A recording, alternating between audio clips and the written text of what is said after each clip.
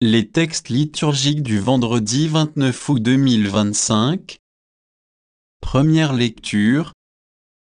La volonté de Dieu, c'est que vous viviez dans la sainteté. 1 Thessaloniciens 4, 1-8.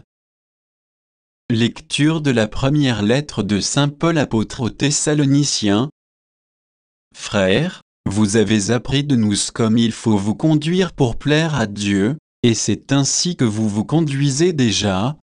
Faites donc de nouveaux progrès, nous vous le demandons, oui, nous vous en prions dans le Seigneur Jésus. Vous savez bien quelles instructions nous vous avons données de la part du Seigneur Jésus.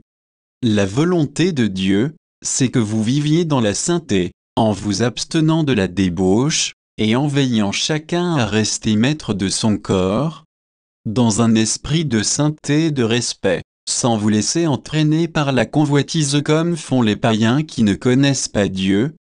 Dans ce domaine, il ne faut pas agir au détriment de son frère ni lui causer du tort, car de tout cela le Seigneur fait justice, comme nous vous l'avons déjà dit et attesté. En effet, Dieu nous a appelés, non pas pour que nous restions dans l'impureté, mais pour que nous vivions dans la sainteté. Ainsi donc celui qui rejette mes instructions, ce n'est pas un homme qui les rejette, c'est Dieu lui-même, lui qui vous donne son Esprit Saint.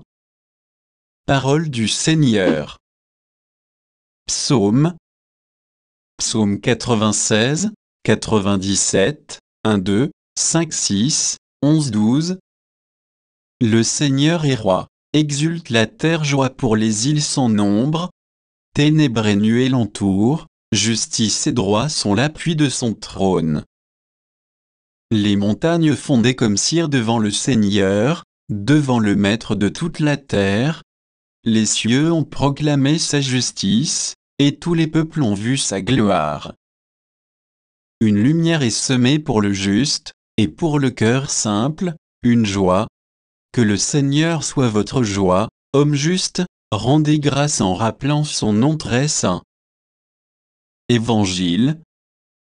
Je veux que, tout de suite, tu me donnes sur un plat la tête de Jean le Baptiste. Marc 6, 17, 29.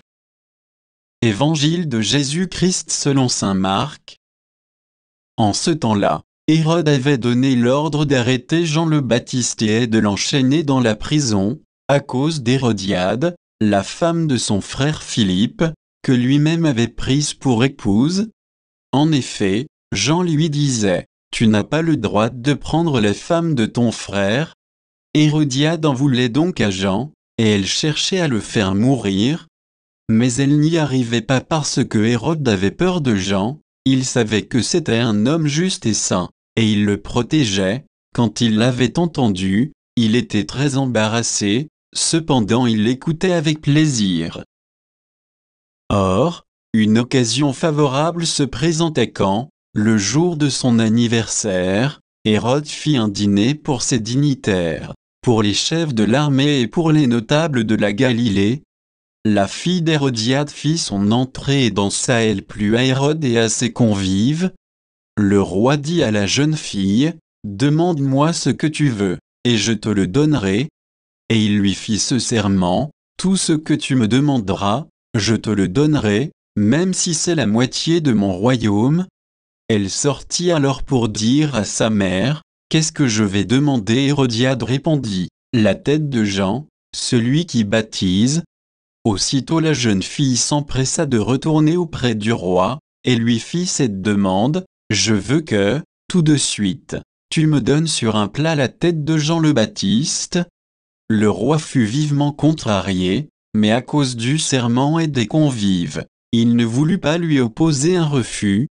Aussitôt il envoya un gardé avec l'ordre d'apporter la tête de Jean. Le garde s'en alla décapiter Jean dans la prison. Il apporta la tête sur un plat, la donna à la jeune fille, et la jeune fille la donna à sa mère. Ayant appris cela, les disciples de Jean vinrent reprendre son corps et le déposèrent dans un tombeau. Acclamons la parole de Dieu.